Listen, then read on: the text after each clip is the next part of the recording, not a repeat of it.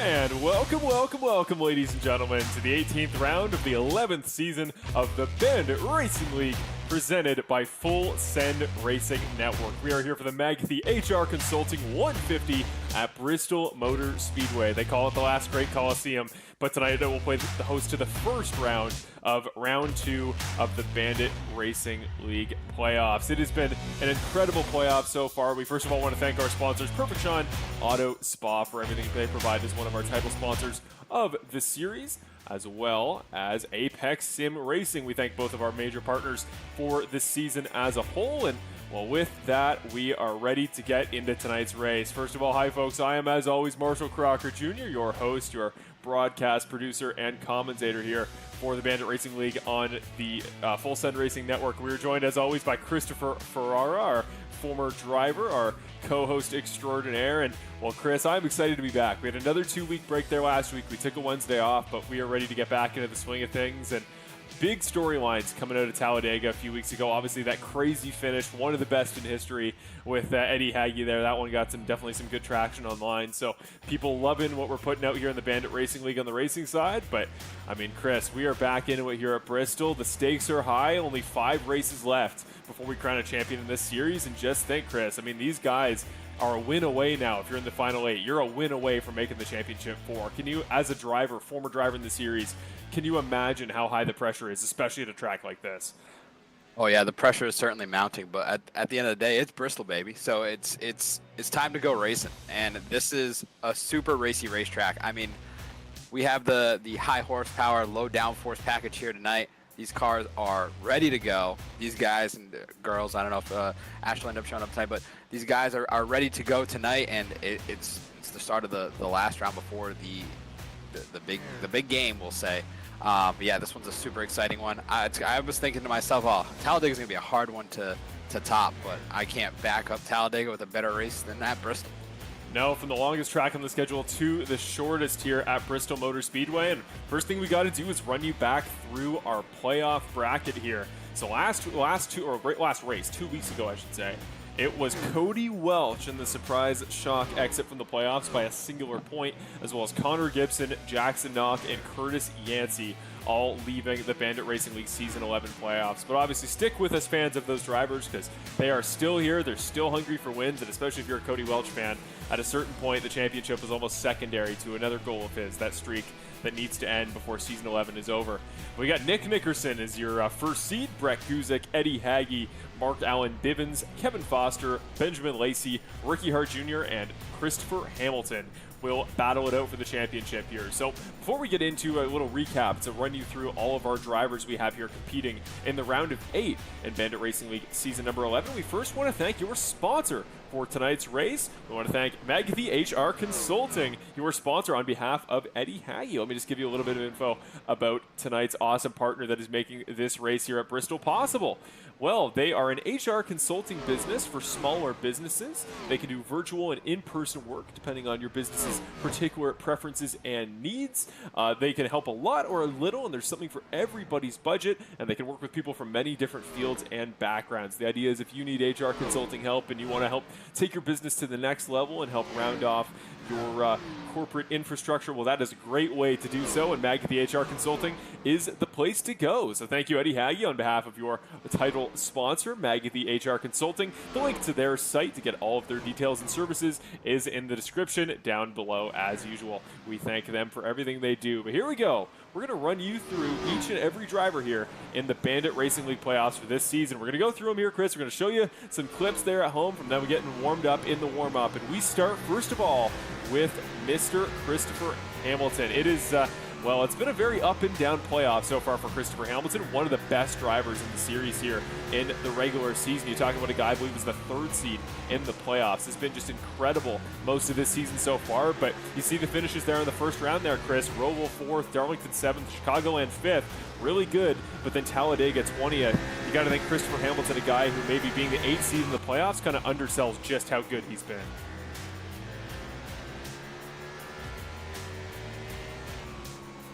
Was running up front with his teammates, it just didn't quite work out at the end, but probably one of the most consistent drivers all season long to this point. Without a doubt, and that brings us to our 7th seed teammate of his over at GFR Racing there, Ricky Hart Jr. Finished 6th at Roval, 9th at Darlington, 4th at Chicagoland. Again, another really good start for those GFR guys. At Talladega, though, a 15th, his lowest finish of the year. Just unfortunately not what everything he was hoping for there in that finale. But again, another guy been really consistent, but did not find the podium in that first round. So we'll have to see if he and the other GFR guys can get off to a better start here in this round. And a guy who's kind of working with that 785 racing team is Mr. Benjamin Lacey. He and Cody Welch, kind of an affiliate team now of GFR for the 785 guys. Remember, he didn't start the first race of the playoffs there at Roval, but a second back-to-back weeks at Darlington and Chicagoland makes him a really, really strong runner for a potential win here in this round, or even tonight, as the 6th seed coming into the round of 8. And at Talladega, another 8th, one of the few guys in the top competitive side of the playoff order to finish in the top 10 there at Talladega. So another guy, don't be surprised maybe to get a win tonight, but definitely Benjamin Lacey is going to be gunning for those top finishes here. But Kevin Foster, this is a really interesting one to talk about, because he's one of those guys that as I was making these graphics, I was getting ready for this round, Chris, I had a hard time quantifying. He was 8th at Roval, so pretty relatively high up in the order, stayed out of trouble. Darlington, he was 13th, not a particularly incredible race for him, but he did show really good pace throughout points in the event. The week we were off there, Chicagoland finished 3rd, really good run there, and was backed up by a 7th at Talladega. So maybe about the consistency of his GFR teammates, but just hasn't had that premier run really all season to go for the win. So you got to think here, Chris. I think as opposed to a Cody Welch, who tonight is going to be gunning for that win with everything he's got, he's going to throw it balls to the wall. I don't know if that's the case for Kevin Foster, and I think if he can just get another good round of those consistent kind of 7th to 8th place finishes, do you think that's going to be enough for the round of 8 here? It certainly could be, and a night like tonight is going to be one of those things you have to think about. Bristol is, notorious for tearing up race cars and having guys finish under power. So keeping his race car clean tonight will be a step in the right direction, but I would like to see just a little bit of an uptick in his performance just to make sure he can solidify that spot in that championship round. Yes, only 4 can make it to the championship final, and that's going to be such a competitive group. And one of those guys that I don't want him to ever fly under the radar, former most improved driver of the series, and he is your 4th seed, your top scoring playoff position finisher after the first round that did not have a win. That is Mr. Mark Allen Bibbins, the young driver. And boy, howdy, was he good in that round. The 7th at Roval there, pretty high up there, just outside the top 10 at Darlington. And then Chicago landed 9th, so he was pretty consistent, but outside of the order. But that 2nd at Talladega, clutch at a track he's always really good at. Talladega and Daytona, he's great at the plate tracks, and he did it. He clutched himself in, got the top points of anybody without a win in the round of 12, and I like the momentum, and I think he has a lot of energy behind him that you see sometimes in playoffs in all sports can really make a difference. The question is, how will he do in this round? A lot of technical racetracks, no plate tracks left on the calendar. I'm curious to get your take on him here, Chris. I mean, is Mark Allen Bibbins a guy that we should look at as a dark horse, or with all the points he racked up in the first round, would you consider him kind of on the favorite side heading into the final round? I wouldn't necessarily consider him a dark horse, but I also wouldn't necessarily consider him a favorite. He is one of those drivers that has a lot of speed, but my problem with his speed is that he tends to find his speed after he's found himself in some trouble in a race. I would like to see him just have that speed throughout the race without any drama. I mean, if you look at Talladega, ultimately ends up finishing 2nd there, but he had some problems throughout the race. So if he can clean those little tiny mistakes up and just keep himself consistent, you know, he'll be contending for wins week in and week out.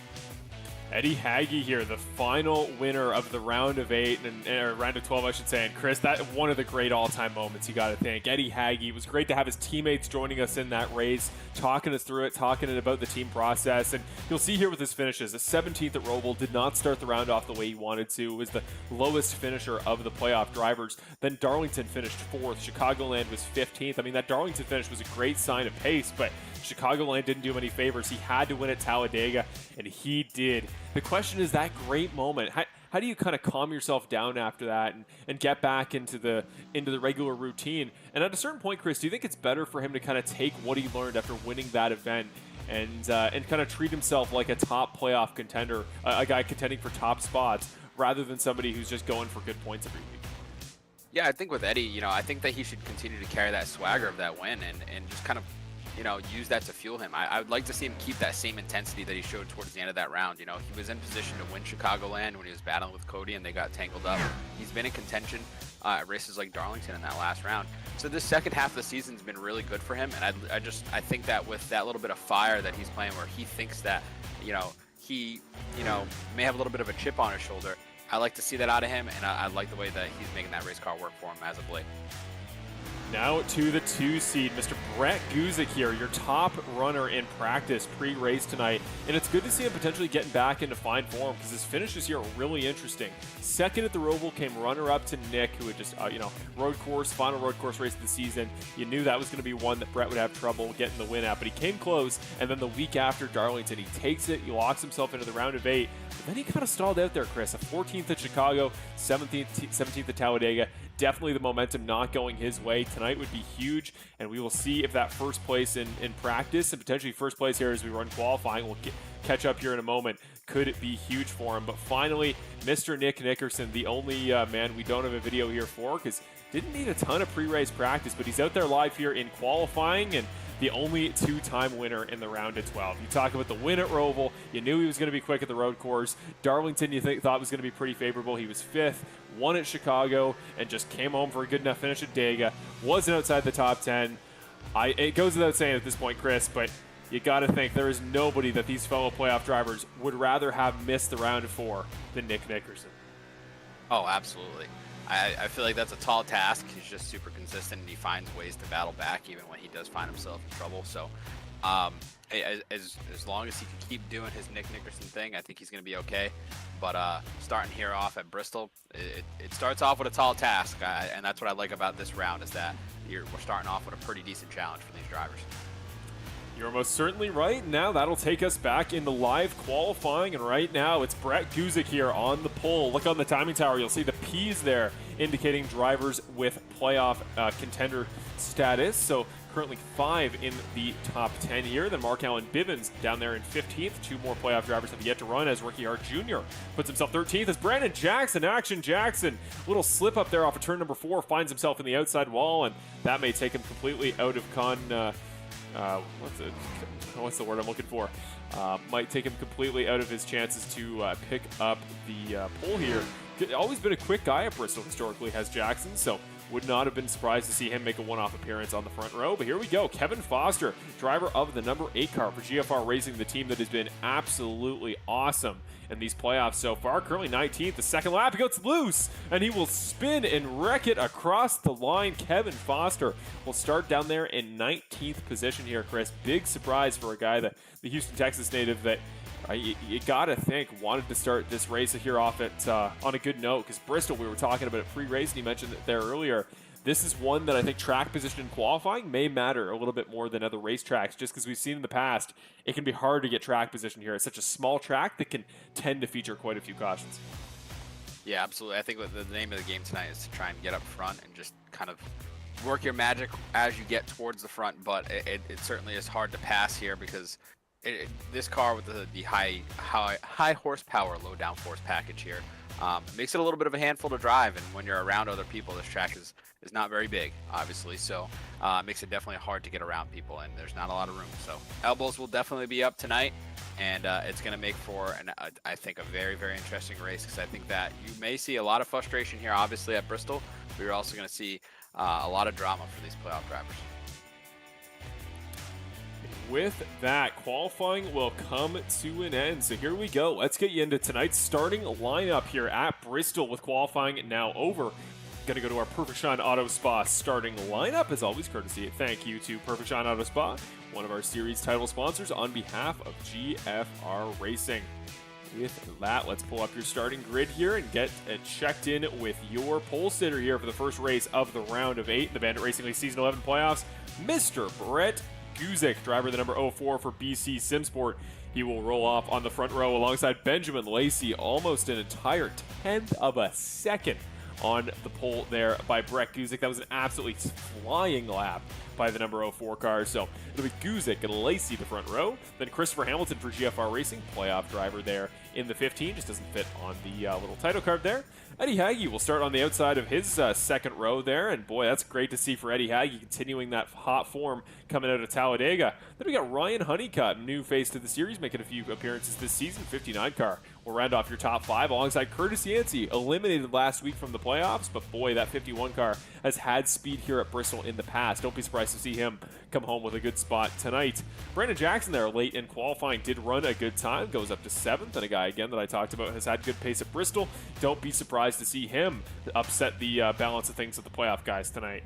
Ricky Hart Jr., another GFR Racing car, will start in the 8th position, just ahead of his teammate Nick Nickerson in 9th. Surprised to see the 2 car that low, probably is the lowest qualifying position of the playoffs so far. Jason Greenwell, BC Simsport, good performance there for him in that number 83 car. Starts on the outside of the 5th row. Get into the 10s now. We got Connor Gibson, the Canadian, starting at 11th. Another guy eliminated, unfortunately, last week from the playoffs, but will still be going for his top performances, looking for that first podium. Dawson Guzik in the 44 car will start in the 12th position. As we move down the field here to the rest of your grid, David Lakey starts for Ignite RC on the inside of row number 7, with Michael Ramos to his outside. Sean Britt then starts in 15th alongside Bill Harkins, series founder, in 16th. Mark-Allen Bivens, your playoff contender in the second lowest position of the playoff guys, starts in 17th, looking to make headway back through the field as soon as he can.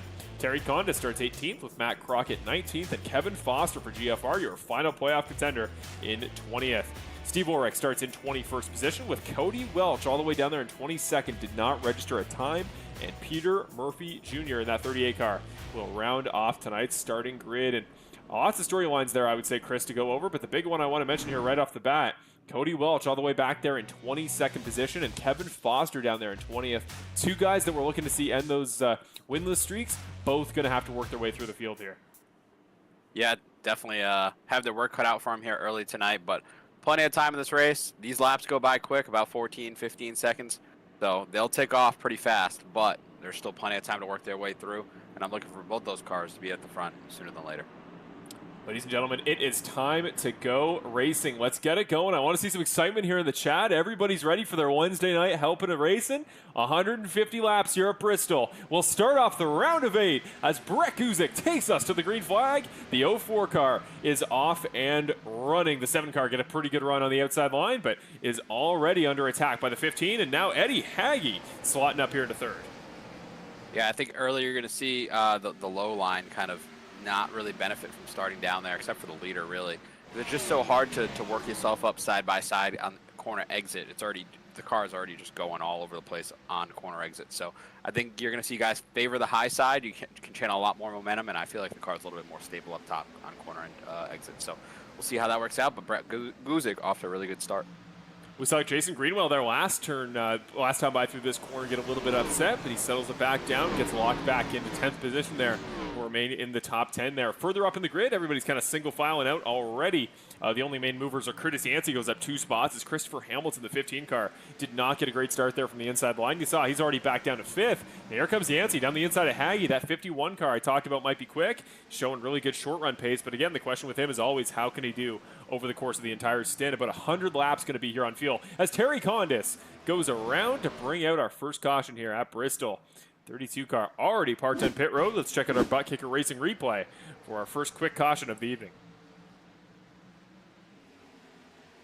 Yes, gets loose off of turn 4, plows the inside wall, and single car collision. But here's such a short lap here at Bristol. It can be really hard, Chris, to avoid throwing a caution just because not a lot of track room. And if you got a car sideways in front of the leaders, that can play a much bigger impact than a caution could. Absolutely. And I would say, if you have your YouTube-friendly beverage here tonight, go grab a couple of them because we may be in store for a long one. Hopefully that's not the case. I do want to see some green flag race and see what these guys can do on a longer run. I think these cars are going to build a little bit tight as the run goes on. They definitely shoot off a little bit loose. They got a couple laps in before the race here, so they definitely start off pretty loose, especially with all that power from the high horsepower package. So. Yeah, I'd like to see what these cars do on the longer run. I don't think, strategy as far as fuel goes, you can pretty much throw that out the window. I mean, maybe you can actually go without pitting if we get enough caution laps, but, they should only have to pit once here tonight. They have a couple sets of tires in the pits, so I don't foresee that being a huge issue tonight. It's just really going to be a name of track position. Well, the thing to keep in mind there about strategy is going to be that as opposed to going through the entire roughly 100 laps of fuel at the beginning and then going from there, I think more likely what's going to happen is guys, as soon as they can, the first caution after the point at which they think they can go the rest of the race, I think they're going to pit early, take the track position, and be on just awful tires by the end of the race. I think there are going to be guys that do try to make that call, and we will see late in the race guys on alternate strategies that maybe don't have the same pace that are running up there contending for the lead, but aren't just, like we have guys that don't pit, but they're going to have to pit later, but they just want to lead a few laps. I think we will genuinely have a good mix of competitive and non-competitive cars at the front towards the later stages of this race. I think that's where the strategy will come in. I want to check with Jason Greenwell here. It's telling me on my telemetry that he hit the wall at some point here a moment ago, so we'll get a quick replay here. We're to see a butt kicker racing replay, and watching him pace. Did he run into a car or...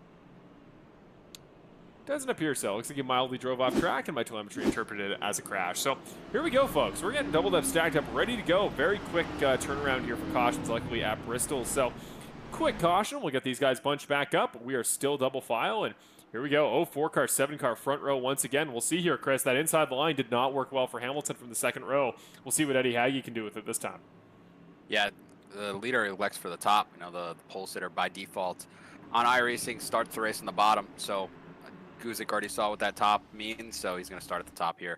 Should get rolling pretty good. Let's see if Lacey has anything for him here. Here we go. 04 car, second time, going to bring us to the green flag. Green flag here at Bristol Motor Speedway to start lap number 9. And to the inside goes Benjamin Lacey. Pretty good run there for him. But yeah, Eddie Haggy definitely did not have the pace. And once again, outside the line, going to train right by Ricky Hart Jr. as we fly by the screen. It's going to pick up the 3rd spot. And if you want to talk about a guy that's been pretty consistent here over the years, that is Ricky Hart Jr. He has something figured out here. So I see a lot Honeycutt of in the wall. Honeycutt into the 2-car, into the 83. Big wreck. Nick is in it. 2-car into the 59. That starts a chain reaction immediately. As I watched a couple guys make contact, we have the camera there, and it just kept going from there. Kevin Foster takes a little bit of damage. The 84 car completely missing the front hood. But the big name in that one there, Chris, Nick Nickerson missing the entire hood of that race car. Yeah, that's going to be a tough one. I don't know if he can get without you know, using his fast repair here on lap 13 of the race, which is going to be huge. You can't sit in the pits here. It's just you don't have enough time. By the time you get to your stall, it's pretty much time to go. So you will have to use your fast repair more than likely.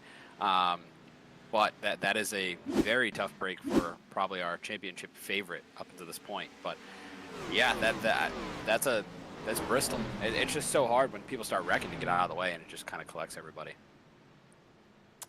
We saw Sean Britt there to have a pretty interesting perspective from that. We're going to watch this replay. I'm trying to tell how that started because it looked like Ryan Honeycutt kind of came up a little bit on the exit. So watch here. This is in front of the 98 car. Watch out for that white race car.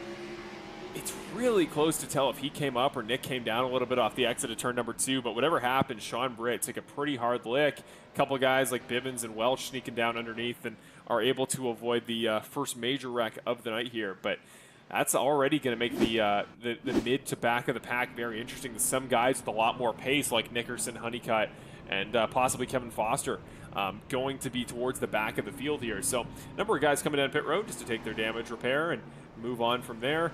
But up front, still Guzik, it's still Yancey, and now it's going to be Hart, who I believe will get to take the outside line. And once again, Lacey going to be stuck on the inside. And if that's going to be the problem tonight, then we may have a really hard time finding a guy that can keep up with Guzik, because it means the guy in 3rd place or 4th place is always going to be the one more competitive with your race leader than the guy in 2nd. And we saw earlier, I think Lacey and Guzik kind of slightly in a league of their own on pace. And if Benjamin Lacey's going to have a hard time keeping up with the front, if he keeps getting stuck on the inside, Guzik might have a good shot to run away with this thing early. But obviously, the long race at Bristol going to be a lot of cautions that'll make his night tough. And that's why I said at the top here is I think it's going to be a game at track position, right? So the guys up front are going to kind of swap all around and jumble up. But as we get runs on these tires and they cycle the heat, you know, the car's going to start handling different. So I hope to see a little bit of a green flag run there. But after reviewing that replay, that was a hard lick by Nickerson there. And he definitely probably had to take his fast repair. I don't foresee that car being able to run at a decent speed without it. So you only get one. And used it real early here. So that could mean trouble for our championship favorite. I mean, he can go out and win every single week, pretty much. So I wouldn't be too concerned about that, but definitely not the start of his 2nd round of playoffs that he wanted. Well, this is going to bring us to when we have a little bit of time. Something we usually do pre-race, didn't get a chance to do. But here we go, Chris. We have 16 laps perspective, but we made these picks pre-race. So race pick for tonight. Who are you picking to win, and who do you feel like has the lucky horseshoe here at Bristol? Well, he didn't take a qualifying lap, but he's definitely made some headway up 10 positions. Cody Welch, he's traditionally shown a lot of speed here, and I feel like I owe him one for putting him in my playoff bracket and possibly jinxing him. So hopefully not a jinx tonight, but he definitely has the speed, and he's shown it already. So hopefully he keeps that car clean and marches to the front. Yeah, Chris, you've been great with the race picks for winners this season, but unfortunately for championship pick, he is out in the round of 12. So we will see. We'll see if Cody's rest of his season is successful. And yeah, like you're saying, already making good headway right now. Brett Guzik going to be my pick for the win. Not particularly flashy, although I did make this pick before qualifying and before practice had ended. So I will take some credit for that call. But yeah, the 04 car, going to be quick, going to be hard to beat tonight. And former champion, a guy who's been in the Final Four each of the last 3 seasons, I think he is pretty favorable to be the first guy to win his way into the round of 4. But here we go, folks. Let's get it back to green. Yancey on the inside of Lacey. The 7 car, the 51, going to duke it out off of turn number 2. And a good run for the 7 car, going to hold his own on the outside. Yeah, just look at the momentum that the higher line has in the straightaways here. You're going to see it with the 51 and the 7. It's like he has like another 100 horsepower just coming down, but it's just the way you're channeling your momentum through the corners when you can get back to the throttle. You see the 51 just squeeze in front of the 1 there. Wow, that was close. That was almost a wreck in front of the entire field. But yeah, that's what it is. You're just, hey, as soon as I see a spot, I need to take it and get up here before I start sliding all the way back and just get freight train down here. So they'll cycle around, and they'll definitely, if we get green flag runs, you'll see some guys running towards the bottom. But another thing that I want to just touch on real quick was the 15 car received a black flag from race control. I'm not sure what that's quite about, but he should probably be a lap or two down at this point because he had to go down pit road to serve that penalty. So that is huge for one of our playoff contenders. Yeah, we kind of put a camera on that here a moment ago. You see him on pit road right now taking that service. That's huge. And GFR tonight, a team that was so consistent in the first round, had virtually no issues at all. Now, 2 guys already behind the 8 ball here early on. One of them in 21st, a couple laps down. One of them in 20th, and Nick's already used his quick repair. So not going the way that team was hoping so far tonight. But right now, their affiliate driver, Benjamin Lacey, is the best chance to have a driver other than Brett Guzik lead a lap here early at Bristol. I think what's important here is you see Benjamin try a different line than Brett.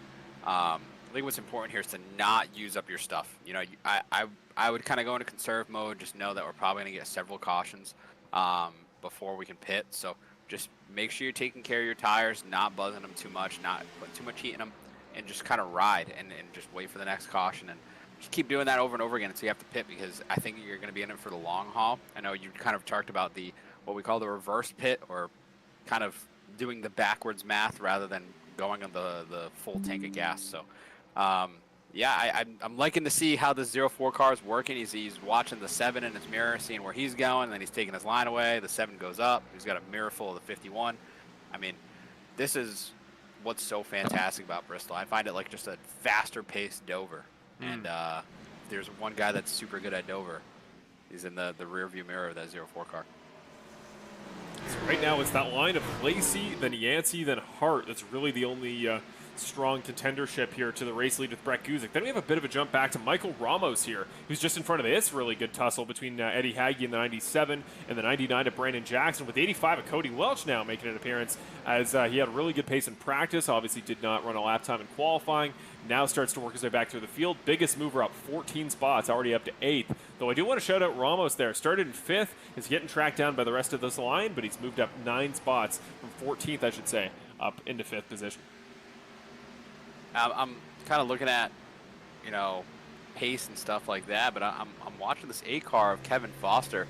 He's currently sitting in P20. He's the first car on the lead lap, and he's currently almost 8.5 seconds behind the leader. At this pace, he's going to go a lap down pretty quickly here, and I'm not quite sure what's going on with Kevin here tonight. He usually has pretty good pace here at Bristol, so it's concerning to see that early for one of our playoff contenders.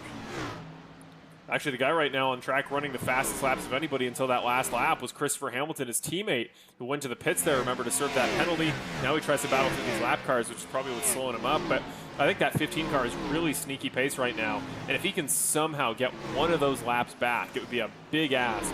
But if he can start to make good progress there and get a lucky dog or a few lucky dogs later, I think that 15 car will have a really good chance towards the end to kind of do what Cody's done and work his way through slowly, as Cody Welch going to go on the high side of Hagge, going to try to split the middle between Hagge and Ramos, and he really wants to get in that top 5 early on here.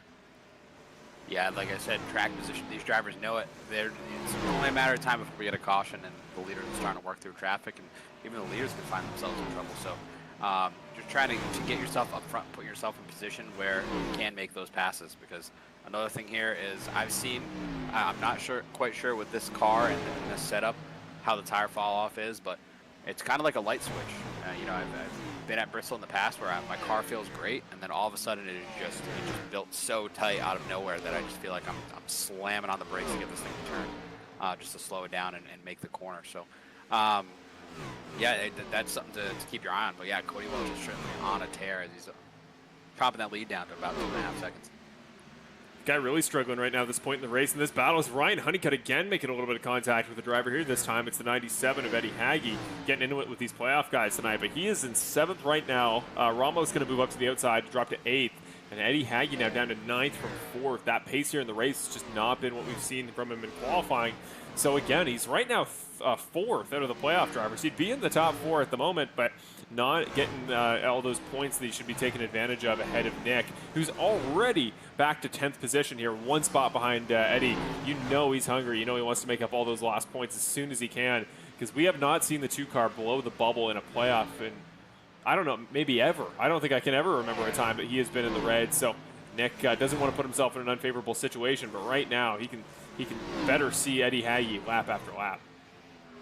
Yeah, I mean, at this point, right, Eddie is, if we were to look at the playoff bubble right now, because everybody gets reset at the end of a round. So if you're looking at the playoff bubble right now, it'd be Guzik, Lacey, Hart, and Eddie are in, and the guys outside looking in would be Nickerson, Bivens, Foster, and Hamilton. That would be our 8 there. So I mean, that just shows you how important just each and every race is, especially when we reset to complete nothing. So they all reset at 0, and we have to build up from there. So this is how you can get yourself in a hole real quick, is having your round start off pretty bad. I mean, we saw last round with Benjamin Lacey, him missing the roll. He was able to battle back, but he had to be pretty much perfect throughout that, back-to-back finishes. So yeah, I mean, it's just so important to just be consistent and just be up there. I mean, while Nickerson is on the outside looking in, technically being in 5th place in the points, he would only be 2 points behind Eddie. So it's not the end of the world there. But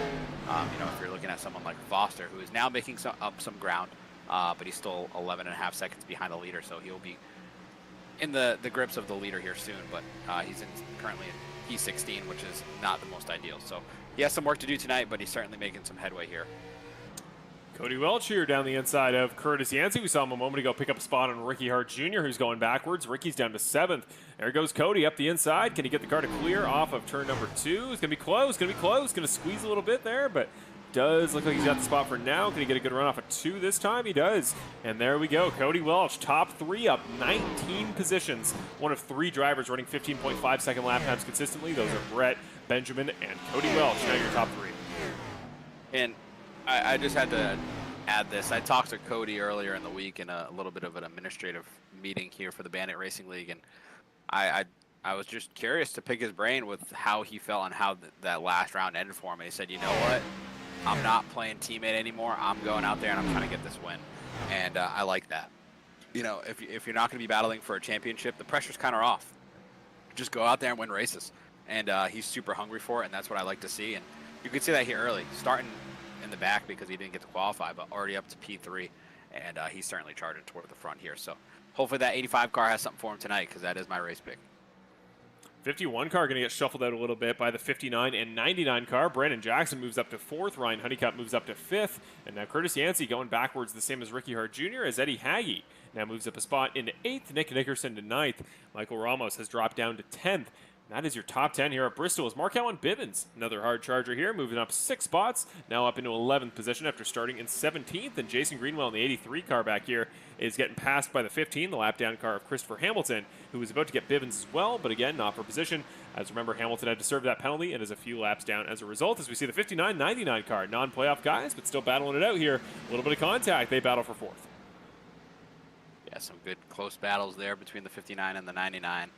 This 99 car is another one that's hungry. We talked to him last week when he said, someone's finishing on their roof, and he definitely called his shot there with Eddie Haggy winning the race on his roof. But he's another one and wants to go out there and win. He's not racing for anything but for the win. So like to see him back in our series here as of late, and hopefully we can keep that up. But yeah, certainly a good performance as they're trading positions back and forth.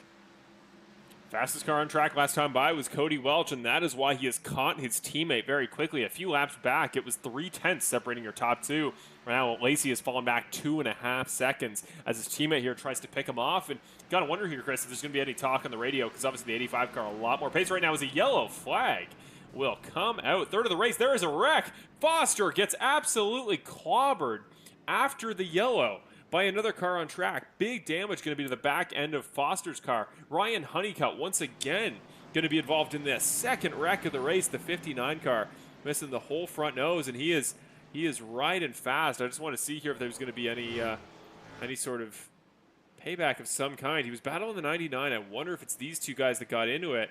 He is really quick on the racetrack right now. I just want to watch this play out here. Honeycutt, not a guy we know particularly a ton about, and hopefully not going to do anything too drastic here tonight, especially not with what this race means to the playoff guys. Ducks back in line, though. Looks like we're okay. He's still marked as 4th on the telemetry, so we'll see what happened to him here. 59 car up top, and the white entry. There up front is Lakey and Sean Britt. No, this started up front. It started earlier. This was Foster into somebody. Cody Welch was right there as he was trying to pass his teammate. So here is the wreck. Okay, so Foster coming off of turn 4. There is the 44 car. Guzik gets up into Gibson. Gibson tags the 8. And then 31 and 8 car right in the middle of the track. But, oh, he clips Lacey. Honeycutt slams into Foster, but it was Lacey that got clipped a little bit by that corner panel of the parked car in front. But we got to watch this here. We're going to watch the battle on pit road, then we'll talk more about that incident. But here we go. Guzik, Lacey with a little bit of damage, then Welch. And here's the question, Chris. If you think this is your last time on pit road, if you're Benjamin Lacey, if you have a little bit of damage you're worried about, do you take that quick repair now, or do you save it for later just so you can salvage points if you get in a wreck? I'm gonna probably save it just because it's Bristol. Only because I don't it doesn't look like at least on my screen that he has too much damage here. So I would just sit there for the extra couple seconds, lose a little bit of track position, but it's gonna be so crucial to have that fast repair later as the intensity ramps up in this race. So yeah, I'm gonna sit on that fast repair and kind of hold that close to my chest for the absolute worst case scenario. But looks like we'll get him back out here on track. But yeah, that was again, that's just another Bristol incident. You know, cars collecting cars, and it's difficult here for multiple reasons, right? So if you're riding behind somebody and they're wrecking in front of you, you're not gonna know until that car in front of you moves out of the way. You're just simply not gonna know, only because you cannot see through that car. You're just hoping that guy is gonna lead you in the right direction, or you just have to make that split-second decision, and sometimes it's wrong. I heard over the radio Honeycutt kind of apologizing to Foster there for the quote-unquote ARCA break. He said that he just didn't have enough time to figure out what's going on. He just couldn't really see what was happening, and it caused the ARCA break, or basically not hitting your brake and using another car to stop.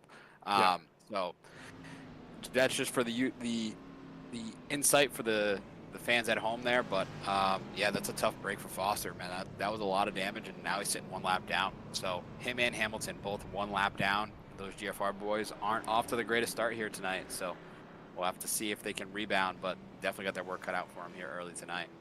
Yeah, a couple other cars went lap down under green here. Sean Britt and Kevin Foster. Unclear which one of them is going to get the lucky dog pass here. Might be Foster, but he did pit.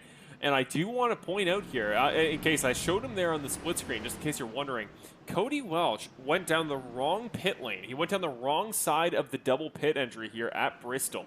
So he didn't take his pit entry his pit service the first time he came down. So he accidentally basically took a twice as long pit road and has lost 11 spots as a result. So you want to talk about those mistakes that it always seems like the 85 car has to bounce back from. There is another one. He will start in 13th position, but green flag, the inside did not get going at all. Honeycutt missing the full front nose of that race car, pulls off the racetrack, and there goes Bivens around as a result. Here comes another wreck.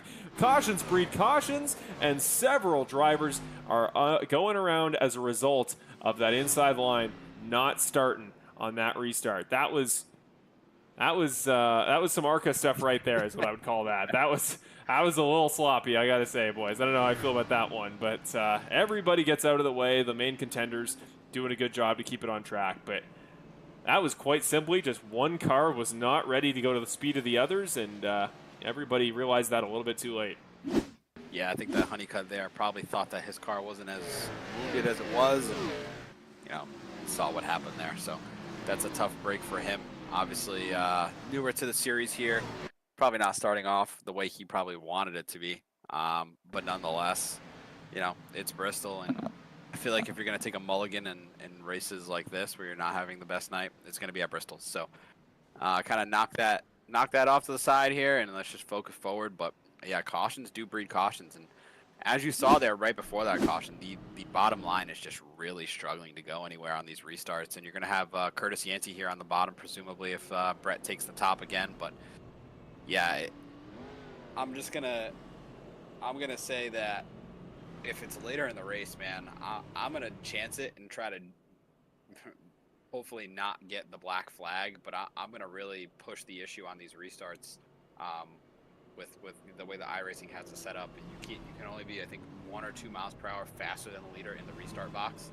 So, I mean, I'm gonna chance it only because you've seen whoever's been on the inside. I know Lacey's sitting in 3rd right now, but if that would have kept running the way it would have, he would have been back in 5th. I mean, you have no shot unless you really kind of try to jump it a little bit there.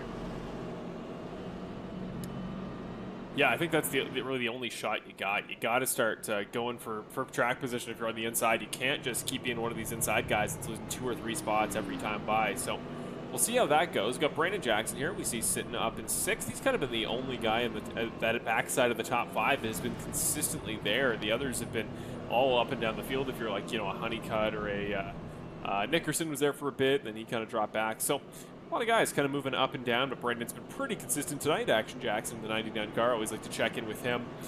So Curtis Yancey now going to move up here into the 2nd position as a result of that quick caution. And the 51 car going to be the guy to lose out on track position with Lacey, I think, going to be tucking in behind. We'll see. I'm trying to get a handle on where guys start on these restarts, depending on where the leader opts to go. I think the first keeps opting for the outside, so obviously 2nd goes on the inside. And then it's unclear to me. I don't know if you know, Chris, does 3rd then typically slot in behind the race leader or the guy on the inside line? I believe the odd number would always be on the bottom, regardless of the leader. So if the leader picks the top, he's an odd number. So the 3rd place car would always be on the bottom. The 4th place would be on the top. Even on top, bottom is odd. So I think that's how they typically stack up. I think we're going to see that here. Which means Eddie Haggy going to be the beneficiary of that outside line and all the pace it's had. And I think quite simply it's just because you get the higher line off the exit of the corner, and you get that long run off the wall. And these leaders, especially if you're Brett, he's going like the exit of the corner before. And just like how you're faster on the outside line, if you can kind of ride the high wall and slingshot yourself onto the straightaway, I think the same works here on the restarts. And the guy on the inside, obviously much harder steering angle into the first turn after the restart. Whereas the outside line, you can keep it much wider, drive right to the wall, and that's why it has been so quick. Almost halfway done tonight's race here at Bristol already. 4th caution of the day. We're getting ready to go green here, folks. Let's get some good racing. Hope for a green flag stint now that all that chaos has worked out. Once again, inside line does not go at all. And it's going to be Yancey dropping back behind Haggy. And Jackson going to try to go with him. 99 car moving up. Former rivals, and Jackson and Yancey going to battle it out for 3rd as here comes Lacey trying to go with him in this train. Some magic work last week between the 04 and the 97, and even the 99 there coming to the white flag on the last lap. But yeah, you're going to see that the 51 car is just going to get swallowed up by this top line. Looks like the 99 is going to have a little bit of pressure here for the 97, but yeah, the 51 car struggling on that bottom line. I see the 99 gets so loose on the bottom, and that's what I talk about here. Is the bottom line. You just, when you're having to straighten the car back out and get to the throttle, man, the rear of the car just gets so happy on you and it wants to just come around on you. You just have to really have some really good footwork and some fast hands. I know Brett Guzik always used to tell me, man, I'd be struggling at a track where you had some bad traction issues, and you'd like, just pretend like to egg the rear pedal, and I would just be sitting there like SpongeBob with my big toe on the pedal trying to get around the racetrack. But yeah, that's really what it's like sometimes. You just gotta really pedal it, use those hands to your advantage. But 7 car rebounded pretty well. Yeah, speaking about rebounds here, is Benjamin Lacey's going to move up into 3rd. Here comes his teammate, Cody Welch. The famous quote from The Shining is, "Here's Johnny." Well, here's Cody once again, moving his way up here into contention for the top 5. He's right behind Michael Ramos, a guy he's worked with quite a bit in the past. Down to the bottom he goes, and again, I only mentioned him this much because right now, once again, he's the fastest car on the racetrack. And he had that earlier incident qualifying, as tends to happen, and now he's starting to work his way back forward. Once again, if he can get up there towards Brett, maybe the best chance anybody's had of dethroning the L4 car from the top spot. Yeah, and one thing I do want to mention here is that, you know, we talked about, you know, Eddie and his approach to these races, you know, kind of just been, it's me against the rest of the field, and I think that that's kind of showing here. You know, he's sitting in P2, but he's just a fighter, man. He's just fighting to stay up here and be in contention, and I don't think that he's necessarily thinking, oh, I have to win every single race, but he's like, I should be up here on the podium consistently battling. And you know, he wasn't one of those guys that we traditionally saw fighting for wins, but ever since, you know, the playoffs approached and the playoffs started, man, has he been red hot. So it's good to see him up here in the front, and as long as he can just kind of keep this thing up here, he'll have a great starting race to this round of the playoffs, and that's what he needs to be able to battle for the championship. Right now, the top 3 here in the playoffs, all in the top 3. Then it's Nickerson and Hart, the 2 GFR guys, rounding off the top 10. Then it's a pretty big jump back towards the guys like Bivens in 11th, but then Hamilton 15th, Foster 18th. The other playoff drivers tonight, there's some struggle definitely happening with guys that aren't in this elite top 3 right now. So Eddie Haggy, yeah, really favorable spot, and I think we can both agree here, Chris, to pick up good points on a guy like a Hamilton or a Hart or a Nickerson especially. Really good to have him around, especially if you're a guy like Haggy, his teammate. Don't forget, guy that was working with him last week, Brett Guzik right up front there. Not a bad guy to have in front of you if you're Eddie Haggy, but obviously you'd rather get this win go back-to-back rather than watch your teammate win it in front of you. And just imagine that here, Chris. Back-to-back wins for the 97. How special would that be?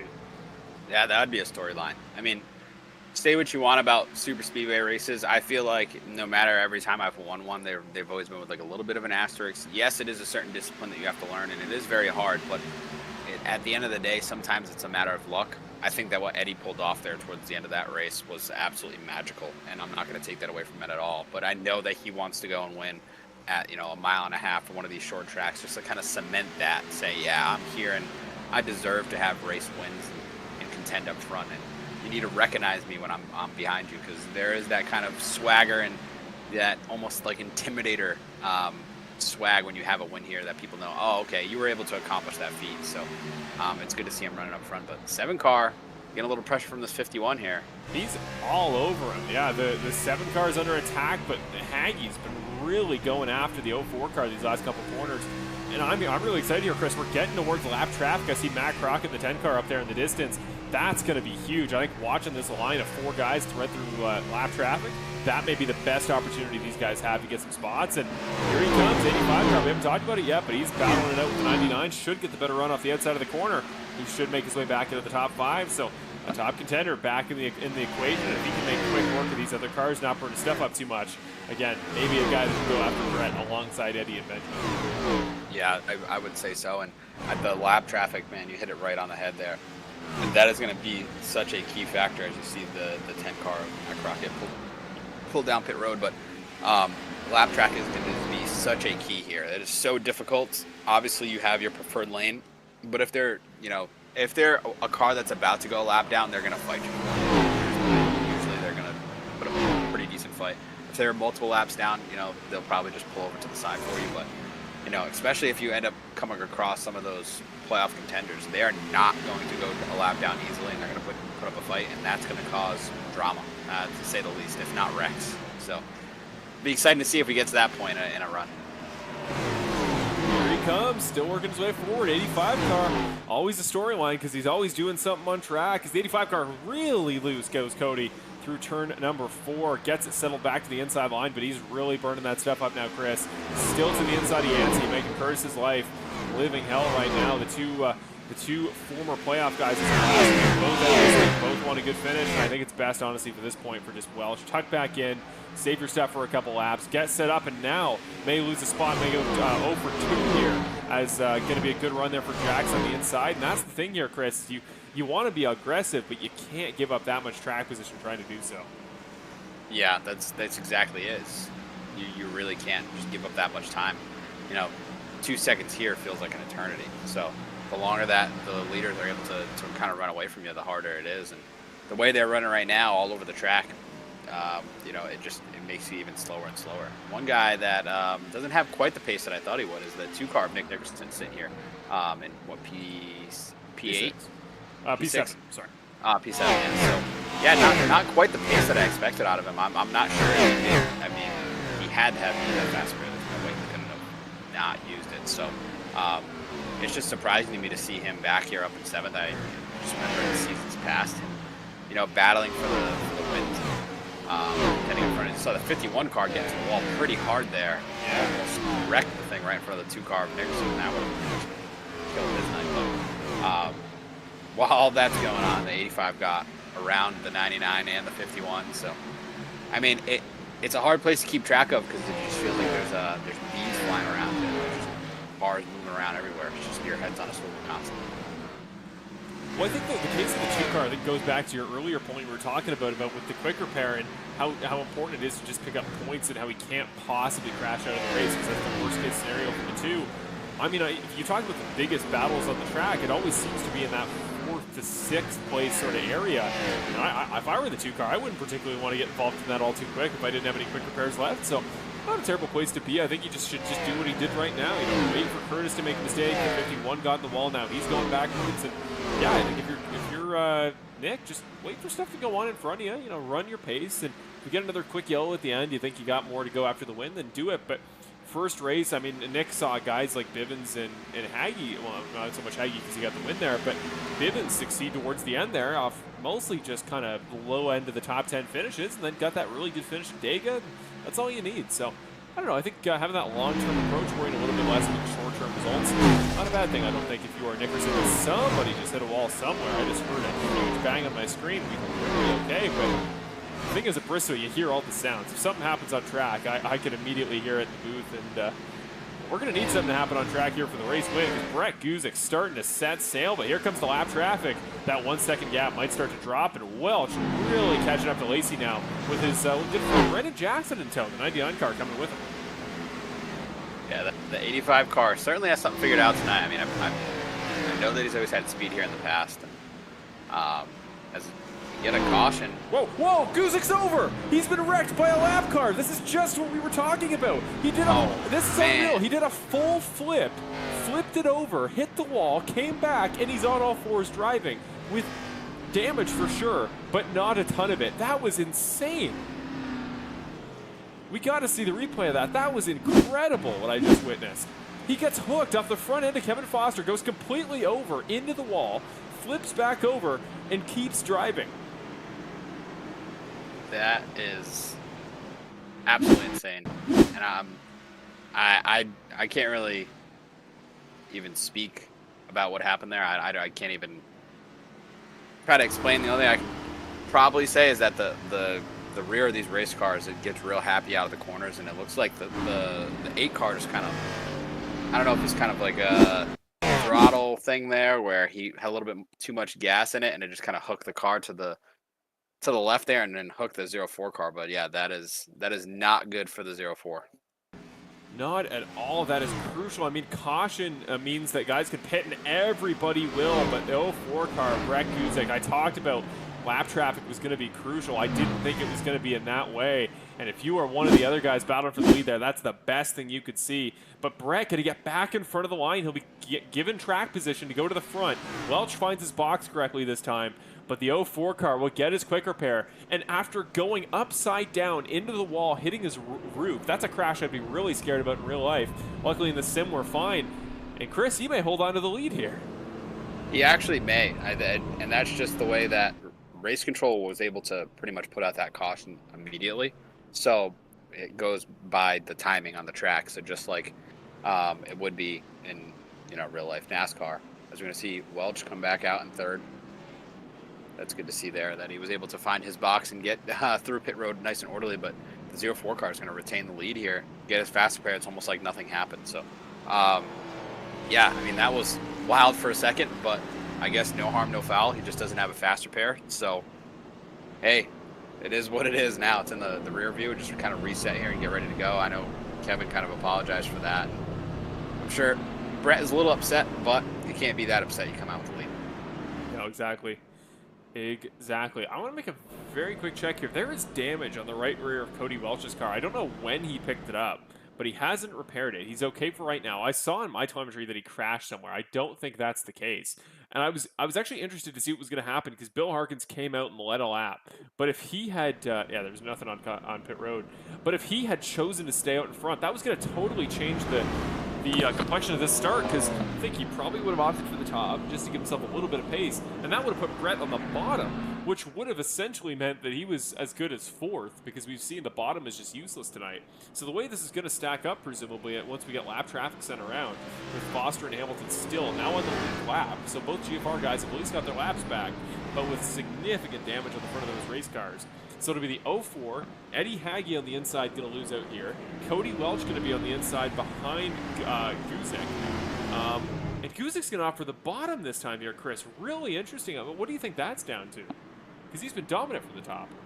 I think that's a little bit of teammate cooperation here. That's what I'm going to guess is happening here.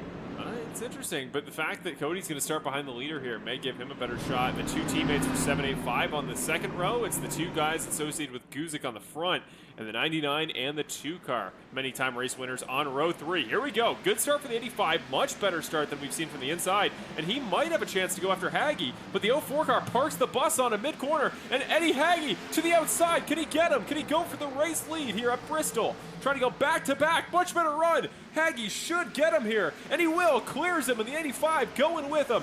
Guzik finally will not lead a lap here under green as somebody's found a way by, and it's the 85 and the 97. Going to be battling for the lead here. Here we go. The 85 car is not done yet. He's poking to the inside of that 97 car. The guy that booted him out of the championship essentially last week, as the 04 car is dropping like a rock right now. I mean, I thought that was a little bit of some clever team play there. You let me start on the bottom, you start on the top, I'll fall in behind you once you kind of clear me into one, but they couldn't do that with the 85 car pressuring them like that. The 04 car is paying for it right now. 85 car just got wicked loose there. You saw him go fully back end out through turn number 2 as Haggy now going to be up to a half-second lead. 97 car 40 laps away from what would be a crucial win in his career, to go back-to-back to prove himself at a track that isn't a super speedway, to punch his ticket to the round of 4, the series finale, one race to determine a champion at Homestead. And what a story it would be. What a moment for Eddie Haggy to get that title. And boy howdy, he is set in sail right now. Now 8/10 up. This could be a race of a lifetime. Just a week after this other race of a lifetime for Eddie Haggy. Yeah, I mean, right now, if you're Eddie, just settle in, man. I know it's so exciting, and you have the lead, but don't let your nerves get the best of you. Do not burn up these tires. Just kind of run your pace. Don't allow the 85 car to push you too much where you're burning up your stuff. Your buddy there, 04, is going to be coming back to you, I think, pretty soon here, but another player that we can reinsert into the conversation here is that 2 car of Nick Nickerson. He's sitting here right behind the 04 car. I was just talking about where's his pace. Well, he certainly found it. He's back. That gap is not dropping here out front. Haggy and Welch continuing to run good laps. Brett Guzik, fastest car on the racetrack.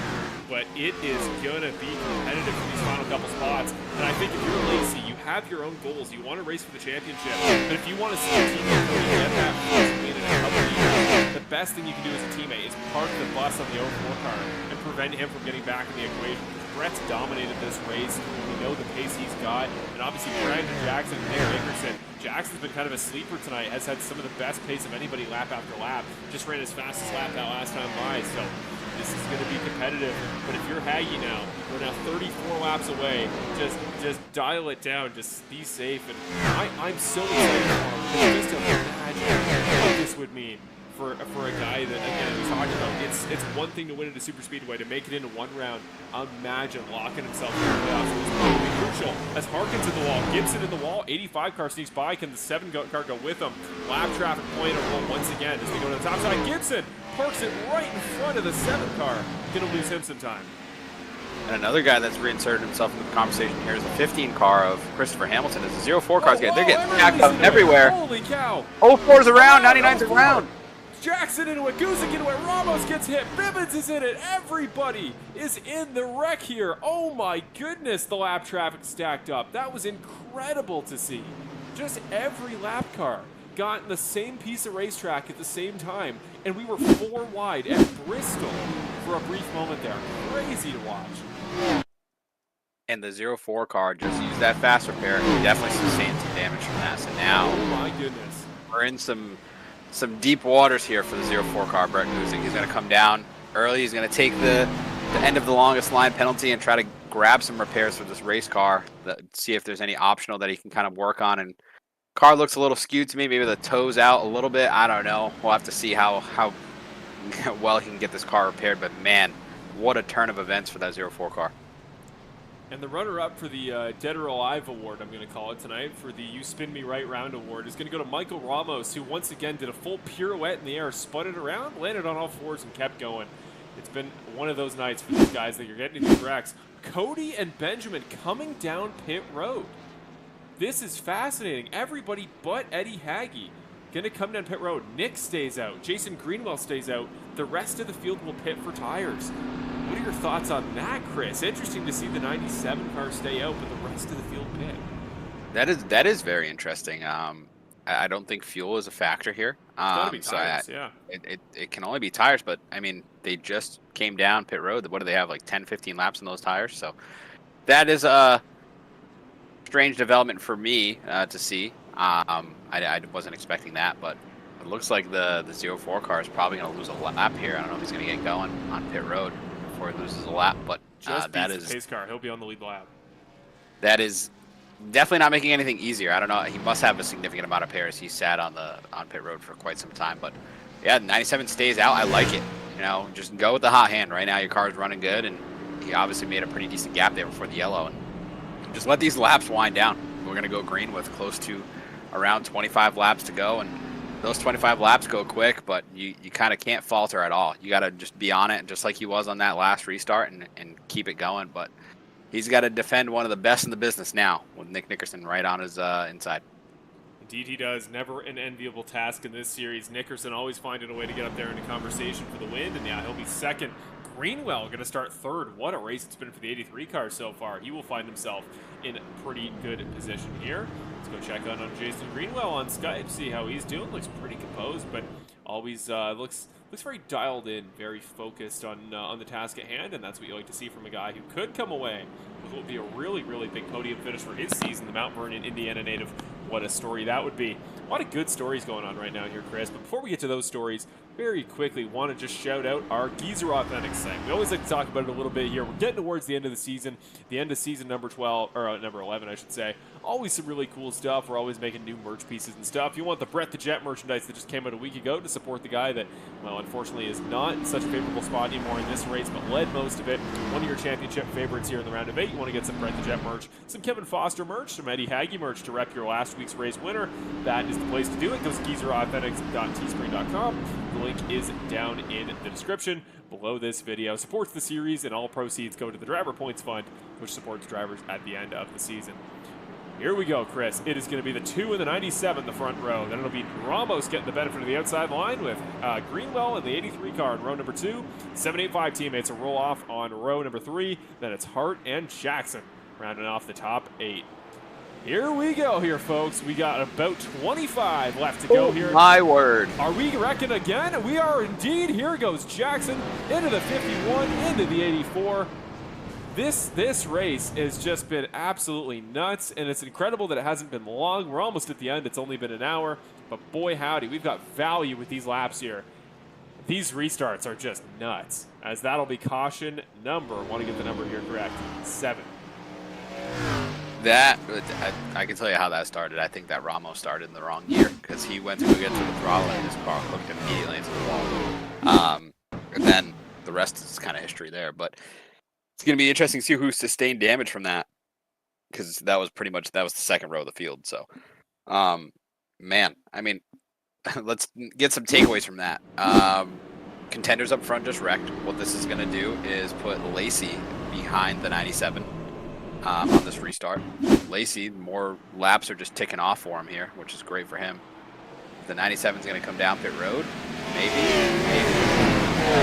is. Okay, so didn't pit last time around, so now he lost all that track position. This will be his final pit stop. We didn't even really get any green flag racing there, so I'm wondering if it's just a fuel strategy thing. I didn't think that fuel would play that much into this race, but yeah, 97 down pit road. Well, he'll have to work his way back through, but he definitely has the pace to do it. So what this is going to do now, scrap what I just said. 2 will be to the outside, 7 on the inside, behind the 2, 85 car. You expect some real pressure from him, because I think that the 85 car wins last week if the 2 didn't bail on him on the entrance to turn 3 there. So I'm thinking that the 85 car is going to get real aggressive here, and you know what happens when we get aggressive. I think that's going to probably cause a caution. So if you thought we were done with cautions, if I was a betting man, I would bet against that, or bet with that, I guess. I don't know. I forgot what I just said, but anyways, just go grab one of your YouTube friendly drinks and sit back and relax, because it's going to be a good one. Yes, folks, grab a non-demonetization worthy beverage, and yeah, make sure that you stay tuned here, because we're gonna go about 2 more laps here under yellow. Gonna go green with about 18 to go, and yeah, I mean this is at this point, I think this race is beyond playoff storylines because we have a very definitive top 3 as Ricky Hart Jr. quietly having a great night in points tonight. He's going to be 5th here. Obviously, nothing is decided until this race is over. Dawson Guzik missing a hood cover will start on the 3rd row, and that's going to be big. Bill Harkins here in 7th, Greenwell in 8th. This race could be a top 5 or a podium for somebody totally unexpected. And what a storyline that would be. Brett Guzik still with considerable damage there to that race car is going to roll off here. And actually not, no, he's fully skewed to the right. That wheel is facing the wrong direction here on the straightaway. So he's doing his best to drive with it. But we talked about here all race, Chris, the 2-car, kind of a non-factor here, not somebody we need to worry about much in terms of pace. And he's your race leader heading into one of the final restarts here. He always finds a way to do this. And, I mean, that early wreck, he took that damage, and the fact that he's fought back, and he waited, like I was saying, he waited for the chaos in front, and is now your race leader. If this results in a win that we probably would have expected early on in this round for Nick, what an earned way to do it. Yeah, absolutely. I mean, I think that just kind of speaks to his championship caliber here. He got into that wreck early, and then he's just kind of hung out for a little while, made it interesting for us here in the booth and the viewers at home, but now he's back up front where he normally is, and hopefully he doesn't spoil it for us. But yeah, I mean, it's Nick Nickerson, man. That's just what he does. But one thing I do want to touch on as we're getting back on green here, 99 missing the whole front bumper, gets a great start behind the 2-car. But one guy that is not faring too well tonight, Kevin Foster, 17 laps down, currently sitting in P19. I don't foresee him losing or gaining any spots for the rest of this race, so should be a 19th place finish as the 7 and the 85 get together. Oh no, Cody Welch involved. Cody, there goes the bad luck we were kind of expecting. Not a ton of damage though. Taps the wall. We stay green from my screen. We're still green here at Bristol. A little bit of contact from the 2 teammates, and suddenly their contention for the race win is gone as Michael Ramos is going to get involved in a wreck here right off the bat. We're going to go straight to replay because I want to get a replay on that 7 and 85 incident. Ramos going to bring out caution number 8. He tags the 84 car, 2 cars towards the middle of the field once again. Going to bring out caution number 8. That'll tick the laps off. But what we do want to see here is that moment between Welch and the 7 car, because that is going to pay dividends to the final result. The 7 car, you saw Lacey gets in the outside wall. He slams turn number 4 there. Watch him here. Teammate shuffles in behind. He hits the wall, runs right into the 85 car. 85 car, a solid piece of contact there with the inside barrier, but keeps it going straight. And with how much damage these guys have at this point in the race, if he has a quick repair, I think he'll have a ton of pace. If he doesn't, might still be able to at least keep up. But yeah, slams the inside wall pretty hard. And it always feels like there's some, doesn't it, Chris? It always feels like we're waiting for the other shoe to drop. What I'm most amazed about, how on earth did Brandon Jackson have that much pace on the restart with the condition that car's in? Because Lacey's still going to be in a good spot. Hart's going to be in a good spot. Now Dawson Guzik with a race car that looks like this is going to be in 5th position. This race has just gone off the rails. Cody will come down pit road, and I think if he has a quick repair at this point, Chris, not a ton of laps, but he's still in contention for a good finish. Yeah, definitely still in contention to come snag home a decent finish here, but both of our race picks in some trouble per usual. I feel bad for always picking people and they wreck. Granted, I've been right a couple times, but nonetheless, to speak on that 99 car and the guys that are missing pieces of their car, I mean, Bristol, not a super aerodynamic track. I mean, we're running low downforce. What's less downforce? Whatever at this point. But as long as the car, I always said it here, as long as my wheel's straight and the car has power, we're good to go. We're going to run them. So even the 76 of Bivens missing the front of the car there. He's got his whole rear end jacked up there. So, yeah, it's not a super big factor. Obviously, it's going to be how much speed, raw speed does the car, how much power does it have, and does the wheel actually turn straight, because you actually put a lot of wheel in here. So one guy that's probably kicking himself after this whole cycle here is that 97 Eddie Haggy. I think he had that one pretty much in the books there up until they kind of pulled the rug out from underneath him in pit before. So he's still got a shot here. I think out of all these cars that are up front without damage, his car is one of the cleanest besides that 2 car. So hopefully he can charge up through the front here, but he's running out of laps. I do want to shout out, though, because he is representing tonight's race sponsor, Magothy HR Consulting. If your company or small business needs HR consulting help to help work out your corporate infrastructure, they are a great place to go. We thank them, as always, for sponsoring tonight's race and the 97 car. And well, Eddie Haggy definitely got plenty of screen time there. Did a great job of putting himself in the series public conscious there with that really good speed at the beginning. Unfortunately, things kind of have fallen apart since there, as it has for a number of drivers. I'm going to pick my race pick here in this moment here, Chris. You know who I'm picking? Nick is the obvious guy. I think Ricky Hart Jr. is winning this race. I don't know. I get this feeling as I look back and I see a guy who's won at Bristol before. He won 2 seasons ago at this very racetrack.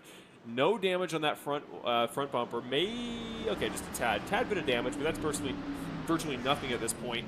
2 teammates, I think they're going to race clean, but he's in that ideal outside lane, and I think Greenwell has a good shot at the podium, but we'll see how Brendan Jackson's car fares.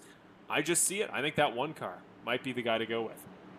I would agree with you. He's in a very ideal spot here. He should clear into second, just based on how the restarts have been going, but we're going to find out here shortly. We are indeed 11 laps to go as we take the green flag here. He is off. Hart is off, and the 99 car, in a good tradition of the inside line, does not get a great run off the start. He's going to be side by side with former rival of his, the 1 car of Hart Jr. And there goes Lacey. Finally, these guys getting by the damaged race car, the 99 of Jackson, doing his best to make good pace. Mark Allen Bivens battles for spots further back. He's getting into it with Bivens. Guzik, I should say. Bivens and Guzik side by side. We get through it. Yancey's got damage. These guys just need to stay green so we can see a battle here for the win between teammates for GFR Racing, Hart and Nickerson. Clock's ticking. It's time to go. Absolutely have to go here. There's no time to waste. You got to get to him and get to him quick, and hopefully put the pass down. But yeah, these guys are racing hard. They have these cars all skewed out as they come around the corner, just putting all the power down that they can, trying to squeeze every little bit of speed out of the car. But the 1 car is really stalking this 2 car's back bumper. He's going to get a good run here. He's getting close. The teammates, how close will they race? Are they willing to throw all of their worries out about hitting each other and say, I can make the round of 4 in 1 move? Here comes Hart. Can he be the first guy to race for his 2nd career championship to join his teammate at 2 titles apiece? 2 guys at GFR have 2 titles. Could Ricky become the 3rd? Well, he can't yet, because we have caution number 9 here. Bill Harkins has gone around further back in the field. That was close. For a second there, as I was watching the leaders, I didn't know who was in the lead, because actually Hart had the lead for like a split second in the corner, but I think that Nickerson's ultimately going to have the lead here due to the timing, but that was close. Hart kind of showed him something there. I think that if he can get to do it again, I think he's just going to go dive it on in there. You can do kind of a slide job here. It's just tough because you got to time it just right, and sometimes you can do the Ross Chastain and use the wall a little bit to kind of get you going through the corner, but sometimes it doesn't work and it just eats your car up and you sit there like a rock. But now he's going to be to the inside. The 7 car is going to be to the outside in the scary 2nd row, and he's been quick all night long, so we're going to have to see how that factors out. I'm almost thinking, we talked about it here earlier, is maybe the teammates were going to try to do the leader and inside guy, the other guy on the outside. Do you think this might be an opportunity to try it? Because I think if you start on the outside, if you're Nick, you put the 7 car behind you, no chance Ricky's able to slot in front of him. If Ricky's on pit road, is he just trying to save fuel, or is he pitting for tires? I don't see any way he pits for tires. We got like 5 to go here. We're going to be 3 laps to go back to the green. Okay, he stays out. I was like, oh my goodness, this would just make things even crazier. But I don't know. What do you think? Because the Lacey's going to be quick. It's only 2 laps. He's going to throw it in. But if you're Nick and you're the leader, do you not want your teammate behind you instead of Lacey? And would you almost not opt for the bottom line, take the risk? I think that at this point in the season and in this race, I think you just got to let it go as it's going to go. It's the first round of this. If you can punch your ticket now and you can help your teammate out later in the round, great. But I think you just got to go racing for it. And that's just my opinion. I'm sure that these guys are probably talking about it right now, but I'm going to bet that the 2 car takes the top. Only because he knows how valuable a win here early in these rounds are, and he can always help out Ricky later in these rounds. Yeah. But throwing some picks here, there, whatever it may be. But I would be surprised if I saw that, but I wouldn't throw it out of the question here to see these guys, play some shenanigans. But we saw that didn't work for the 0-4 car on the 97. Those 2 teammates, the 0-4 car ended up falling all the way back, and then ultimately got caught up in a wreck. So. Just heard over the radio, 2 car taking the outside. Okay, that answers that question. Yeah, just gonna go for track position. Gonna take the risk that the 7 car gets a good run here. But to be fair here, Chris, if Ricky Hart Jr. is able to finally crack the code on that inside line restart, if he's able to just fire it off into turn 1, he'll have only 2 laps worth of time to try to get him. I mean, it could be there for him. I think historically, we don't talk about Ricky Hart Jr. enough in this series, at least not this season. And I think one of his greatest abilities has always been starts. He's good late, just like Lacey is. The guy I used to call the closer will start behind Nick.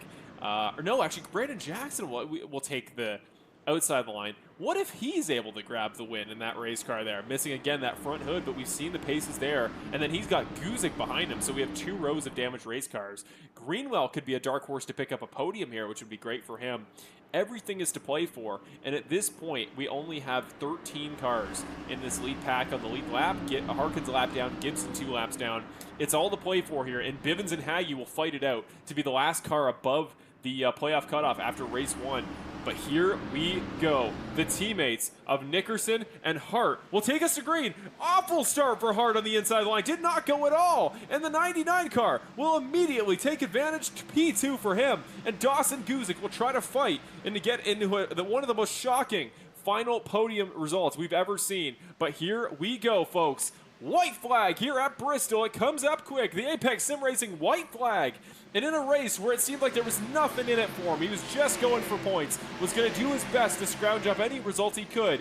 Nick Nickerson comes off turn number 4, wins it at Bristol, his 3rd of the playoffs. He will race for a championship as his teammate just barely misses out on the second place behind Brandon Jackson there. Lacey will finish 4th. He drops out of the podium spots, but still good points. And Dawson Guzik, a really good top 5 for him. As Bivens comes home 6th, and Haggy drops down to 11th. Nick Nickerson, your winner here at Bristol, as Cody Welch going to come up and give him his flowers there. As big drift for the 2-car, celebratory drift into the wall. Welch going to go with him. Fun little moment here at Bristol, but there we go. Victory Burnouts, your race winner. He'll race for his 3rd championship to become the all-time Bandit Racing League championship leader, I should say, of championships. It's going to be Nick Nickerson. Congratulations to the 2-car. What a performance out of the 2. I mean, I thought he was done for after that first wreck, but and I don't want to say obviously, but I didn't know his game plan, but that just kind of speaks to his championship caliber here, that he was just so patient and just found his time to kind of pick through the field and make his opportunity known. And then once the opportunity presented itself, he went and seized it. And that's why he's a 2-time champion in this league, and he's going to be fighting for a 3rd one because he just punched his ticket to the playoffs and the final championship round. Just waiting to see here if he hops on Skype here for us just to give us his live camera perspective. But either way, what a run it was. I think he's setting up because I can hear his audio. We'll just mute him here quickly, and we will wait for him to hop up here into Skype. But what a race here for him. I think this is. I know he's not always the guy that you're most excited. I know Haggy was gonna be a good story for him. Obviously, we're always waiting for Cody, but I just love seeing Nick get these wins that are so hard fought, and to think that a guy that I think there are definitely people in this series that support him and pull for Nick and want him to do well. But a guy looking for a 3rd title is doing it in one of the best seasons we've ever seen in Bandit. Maybe that dominance hasn't been here this year as it has in years past, but in terms of always competing every week, giving us a lot to talk about, he is up there with Cody Welch as some of the most entertaining in the league. So it's exciting. We can hear him here in Sorry, I'm in Skype. He's just figuring his stuff out. Let me just get his audio fixed up, and we'll be right here into his first interview of the night. There we are. Now he's here. He's still trying to figure his stuff out. Let's bring him up in the booth here as soon as we can to make sure he knows that he is good to go. So, Mr. Nick Nickerson and his Marshall and Chris up in the broadcast booth. You got a copy? Hey, how's it going? Nick, you will race for championship number 3, and you do it right off the bat. You leave nothing to chance. 3rd win of the playoffs. And boy, howdy, was that one of your weirder race wins you've ever had. That race was crazy from start to finish, and I don't mean to throw him under the bus at all, but Chris said on about lap 70, I'm just amazed. He's been really consistent. He's been up there in the top 5, but just the pace hasn't looked like what we're used to seeing from Nick. And I said, I don't think he needs it. I honestly, the way the front's shaping up, it's crazy. I think he can just wait and stuff will happen. And stuff happened, and now you're the race winner. And you've run Bristol for years. We do this in this series a lot. Is this the way you drew it up? Were you thinking on lap 75 that in 75 laps time you would punch your ticket to the Final Four? Man, I have been struggling every practice with this car and track. Like I just did not have like that fire off speed, and I kind of knew early on, even after practice, and I messed up on qualifying. I probably could have qualified a little better, but I kind of slid out 3 and 4. But I just knew I didn't have like the pace to stay consistent for like with the top guys the whole time. So I was just concerned with just trying to save tires and see if I can make something happen that way. I don't know. Like I just wasn't the normal speed that I normally feel like I have.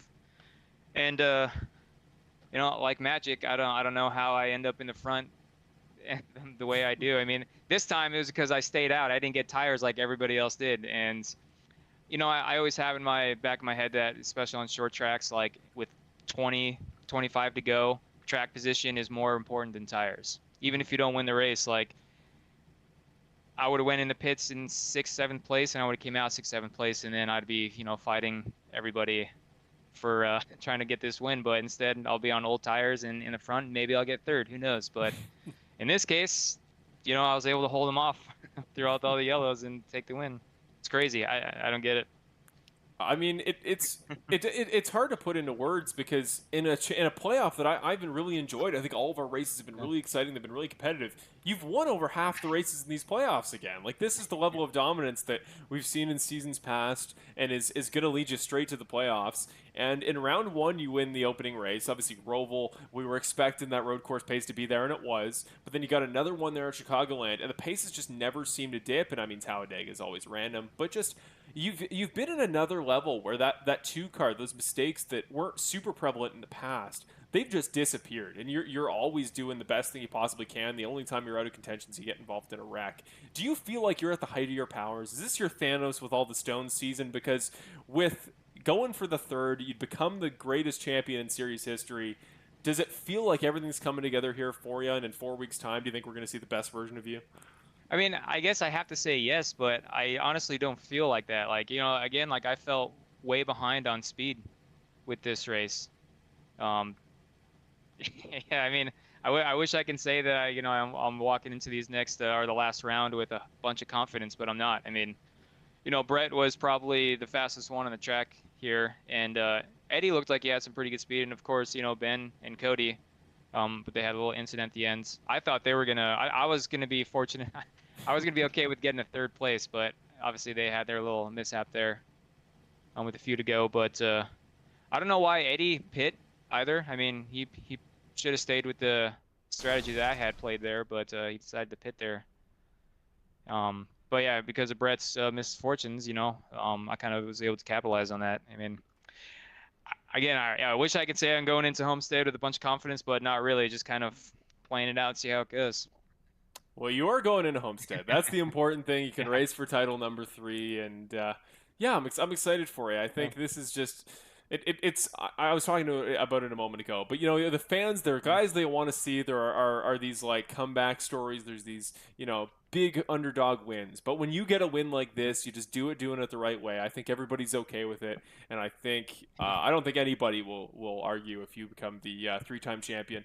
I don't want to throw the term Bandit goat out there, greatest of all time in the series. But boy, you got a convincing case if you get the most titles over your teammate who's still not out of it. So if we imagine a GFR top 4, all you guys battling it out, because obviously Christopher needs that title. Kevin could go for 3. Ricky could match you at 2, and he almost matched you for the win here tonight, but not quite. So yeah, lots of storylines. Yeah, man, to make it a GFR, like a final Homestead race, is going to take a lot of good luck in the next 3 races. But, we'll see what we can do. I mean, I'm not going to try to sabotage anybody else's race, but I'm definitely going to help my teammates as much as I can. That's what I like to hear. Always a good team, man, Those GFR boys, you guys have something figured out here this year. You guys did really well in the first round. Obviously, your teammates struggled a little bit early on tonight, but 3 more races left to go. Plenty of good tracks for you guys, and you know the deal. So, Nick, I'll let you get off to your stuff in a moment. I know you're usually the man that does our points, so I do need those in a moment for a graphic. Oh, yes. Hey, no, take your time. Take your time. No, come on. Come on, you're getting your winner's interview. We're not making you do chores here as you celebrate. But, no, well, finally, you know the deal. If you got any friends and family, any sponsors you want to shout out, now's your time. Race winner at Bristol. Yeah, man, first off, all my teammates and everybody that, chats with me during the race, Ben, Cody, Ricky, Kevin, Chris, usually Paul Wilson's here, but I guess he didn't make it today. But I appreciate those guys. They make it a lot of fun racing these races, and of course the good old sponsors, Big Red, Clutch Automotive. Man, I've had a long day today. I am gonna go sleep like right after this. I'm kind of like brain fart here.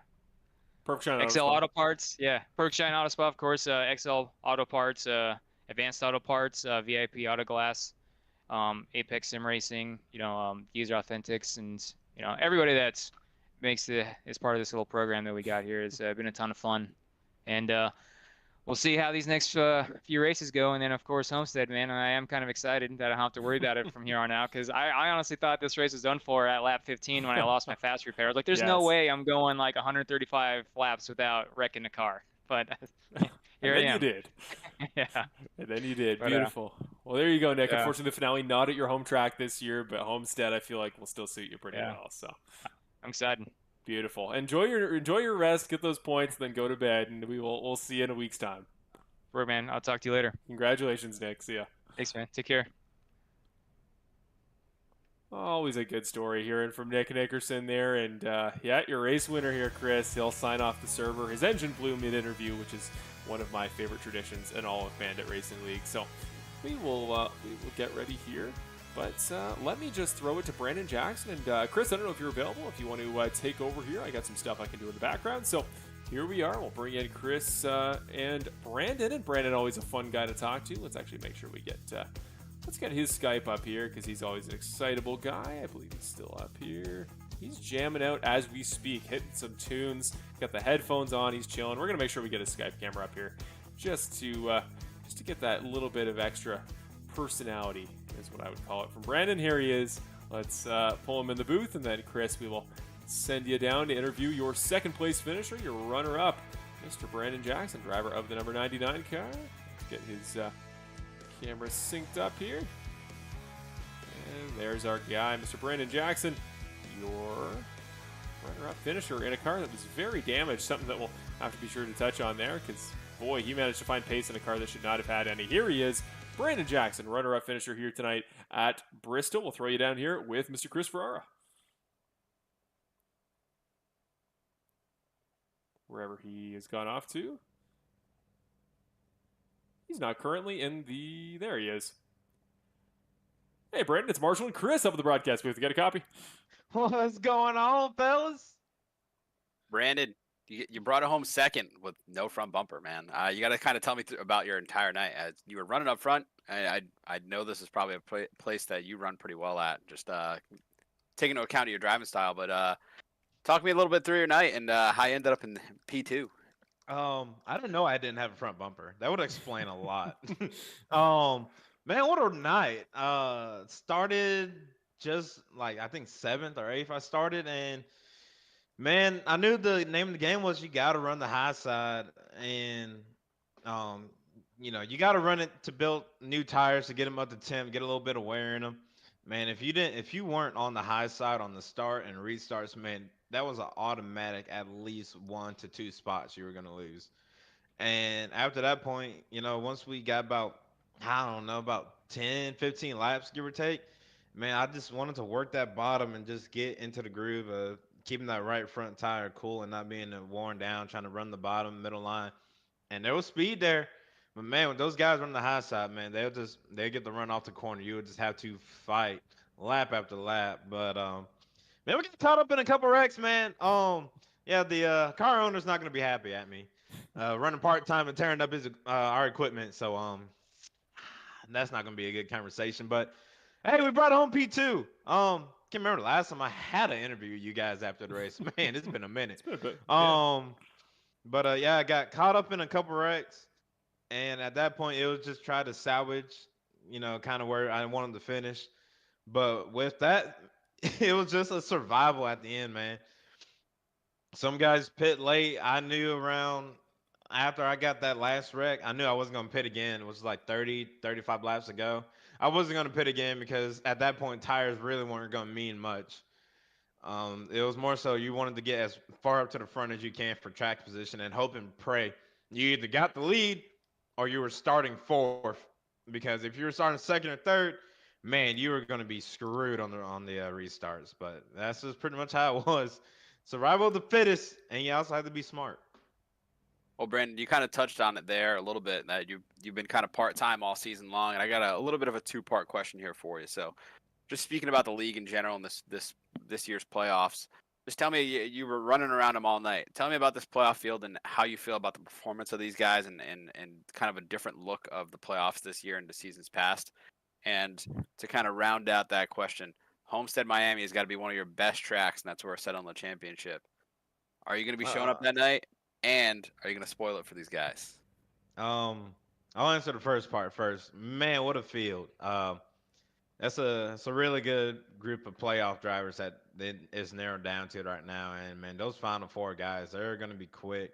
Of course, you're going to need some luck, but you're also going to need to know how to drive these next couple of tracks. I think they are going to be at Michigan next week. I won't be here, unfortunately, due to work constraints, but man, it's gonna be crazy when it gets down to Homestead. And for the second part of the question, you already know I'm gonna win that race 4 seasons in a row. Don't even lie like somebody else gonna win that race. Holy cow. I'm going for a 4-peat, baby. 4. Come on now, don't even say that. That's my track. I own that track. I knew it was a little bit of a rhetorical question, but I just wanted to get you a little fired up because that's what we do here. So, well, Brandon, I got to congratulate you. I know you probably could have won that thing if you had a front bumper, maybe. I don't know. But it's Bristol, baby, and you're going to lose some body panels at some point. The car's going to get all crushed up. But you know what time it is? It's that time of the broadcast here where you have your time to kind of thank the people at home and any sponsors that you have. So I'll let you take it away. Man, I appreciate anybody that I got in the YouTube chat that watches me and looks out for me and is kind of a little bit of a fan of mine. I know I don't got many, but I got a couple of you guys out there, and we are loyal. I'm sorry I'm not here every race, but when I am here, I try to make it fun and interesting. And well, I think I checked all those boxes tonight. Got to appreciate everybody in the league, man. It's been a long season, but a fun season from what I've heard and from what I've been here for. So, of course, man, everybody does a great job putting on these races. It was a great race tonight from a racer standpoint and from a viewer standpoint. I would have to believe it was a lot of racing going on, man. And at the end of the day, I'll see y'all at Homestead because I'll be going for a 4-peat. That's what we'd like to hear, Brandon. Well, thank you for chatting with us, and congrats on the Cinderella finish there. Appreciate it, guys. Y'all have a good one. Awesome. That was Brandon Jackson. Your, always one of the funnest guys to talk to. But I think I did forget there that stat there, Chris. Yeah, he is looking for 4 in a row at our finale track, and I kind of forgot about that. You always picture, you picture the ideal, champion crosses the line first, wins that race. I don't know if we're going to have that this year because, boy, he is just so locked down at that track, and we weren't sure if he was going to be running full-time this year, so I don't think that came into consideration, but I almost wonder if we would have picked Homestead as the finale if Brandon were still running full-time, because if he makes the Final Four, that's pretty much an automatic race winner, a championship there, even for Brandon Jackson, who surprisingly, I would say, one of the best racing drivers to ever run through this series that never had a title. I'm kind of amazed that the 99 car never got his. But a guy who does have a title is our last interview of the night here. I'm going to throw him down back to you, Chris, and we'll get our stuff finished up for the post-race. Mr. Ricky Hart Jr., fellow teammate of Nick, had a shot to go for the win there, just misses out, but comes home in third tonight. Ricky, it's Chris and Marshall up in the booth. You got a copy? Yeah, I got you guys. What's up?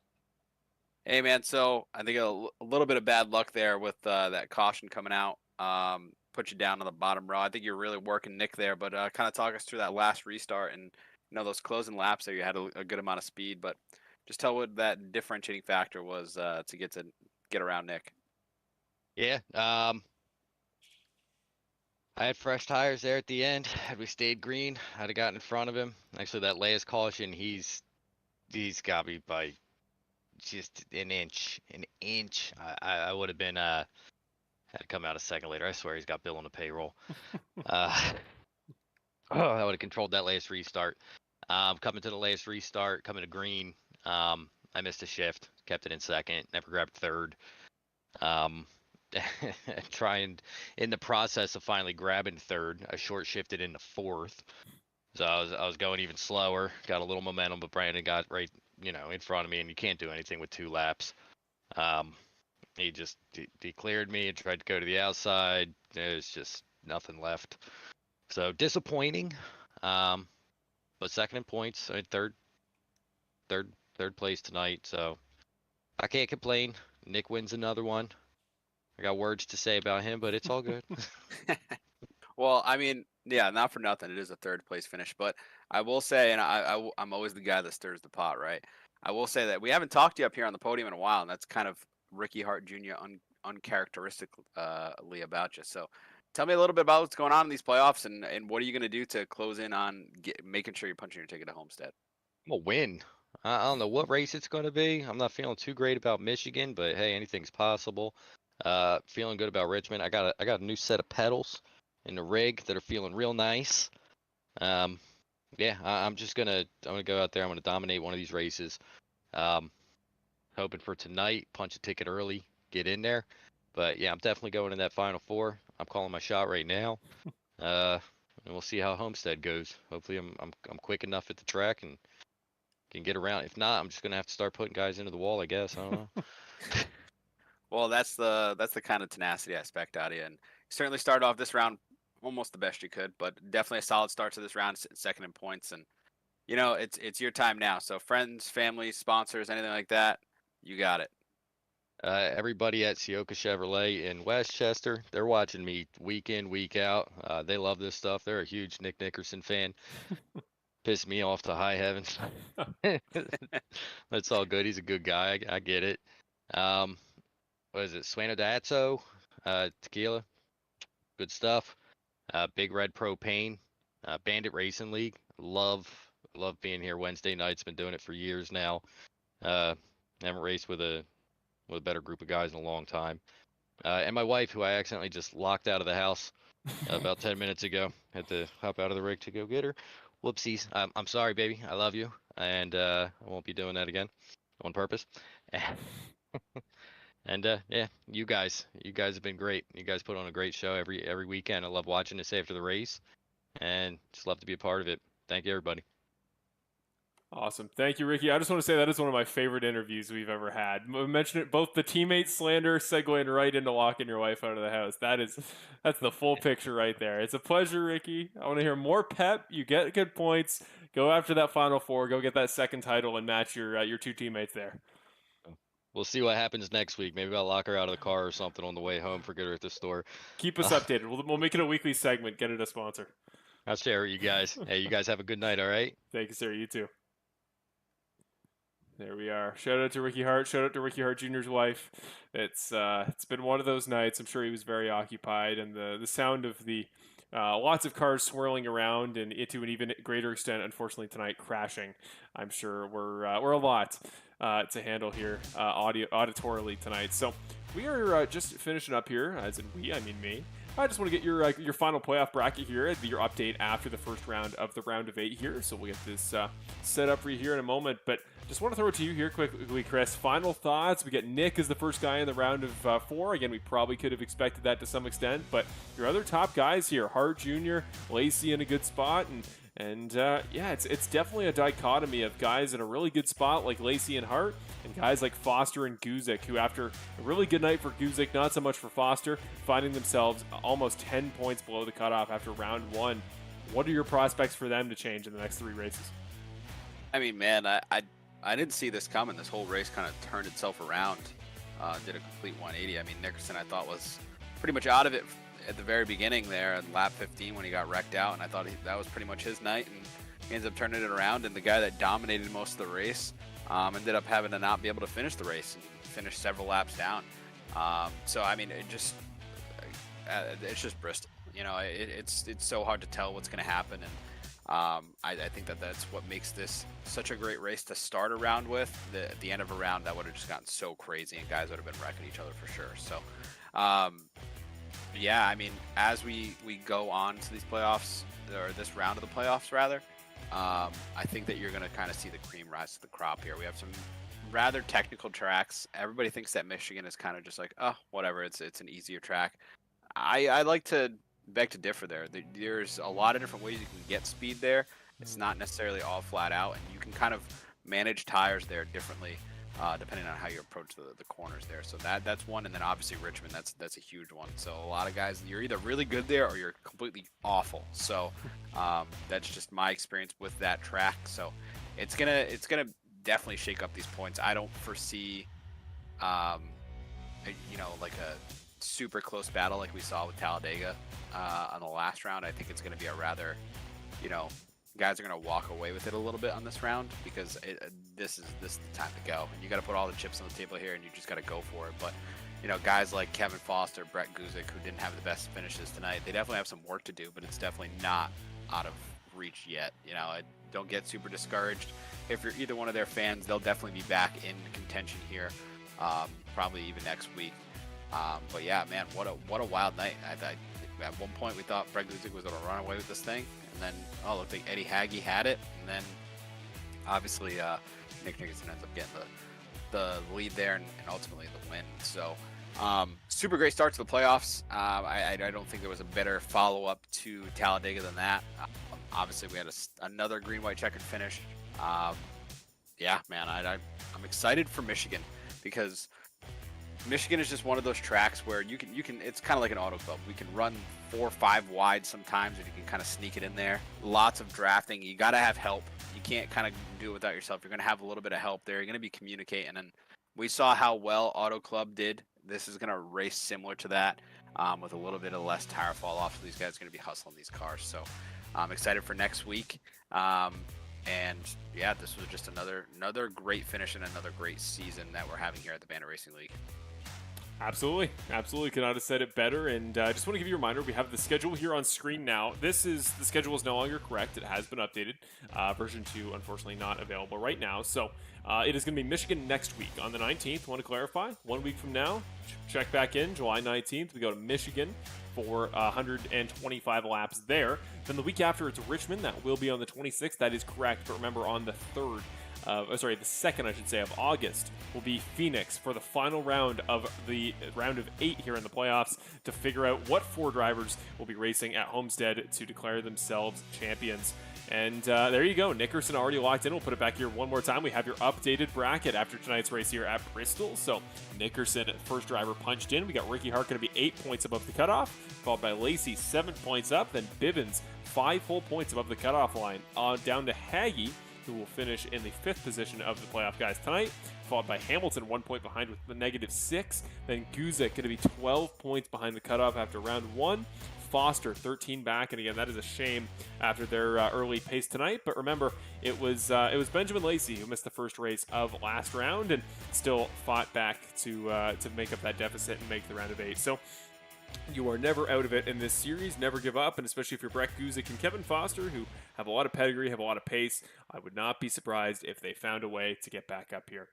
That being said, thank you to our series partners here on Full Send Racing Network's coverage of the Bandit Racing League. We'll be back next week at Michigan, but we want to thank Apex Sim Racing, Premier Sim Racing Accessories, along with Moza Racing, our 2 sponsors for sim racing accessory-related stuff, whether it be pedals, wheelbases, wheels, a variety of awesome products here to get your sim racing setup started. Or you want to race in the Bandit Racing League, go check out Apex Sim Racing or Moza Racing. Both links provided below to their stuff. Perfect Shine Auto Spa, we want to thank on behalf of GFR Racing and Kevin Foster. Track Cams Gourmet is your place for custom track cameras that we used tonight to get a variety of good angles. Remember to use their services only if you use it for broadcast. Make sure you get exclusive rights for that. Check out their stuff at trackcamsforgourmets.com. EvanWallMedia.com, we thank him for the basic graphics package that we operate off of in this series. Butt Kicker for premier butt kicking sim racing accessories. They add a speaker, a bass booster below your seat or on the back to add just that extra level of rumble, that authentic vibration of a real race car. Really awesome product. We thank them for joining on this season of the Bandit Racing League. Finally, KeysRawThings.com, your place for your custom Bandit Racing League merch for a variety of drivers in the Bandit Racing League. To support them and the series, go to KeysRawThings at teespring.com, and you'll see their link in the description, as always, below this stream. Finally, SimRacerHub.com is the place we put all of our points in the series. And with that, we are going to thank one more time your sponsor, Magothy HR Consulting, on behalf of Eddie Haggy and the entire series. Remember, if your small business needs HR consulting management to help build your structural infrastructure for your business, go check out MagothyHRConsulting.com. For big businesses and small, they have a variety of packages at a variety of price points to help your business get started. with that, folks, we are ready to sign off here, folks. On behalf of the Bandit Racing League and all of us here at Full Send Racing Network, one more time, I have been Marshall Crocker Jr., joined by Chris Ferreira here on FSRN. We will be back in 1 week's time to get our race at Michigan to get the second round of the round of 8 underway and crown one more driver on their way into the round of 4. Congratulations once again to Nick Nickerson, you are winner of Bristol, and we will see you all in 7 nights' time.